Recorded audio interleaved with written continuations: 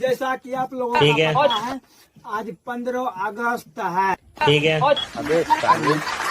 आज ही के दिन पूरा भारत में 26 जनवरी मनाया जाता है। ठीक है। आज ही के दिन सब हराम के खाने स्कूल पहुंचेगा ये तो धोती खोल रहा है।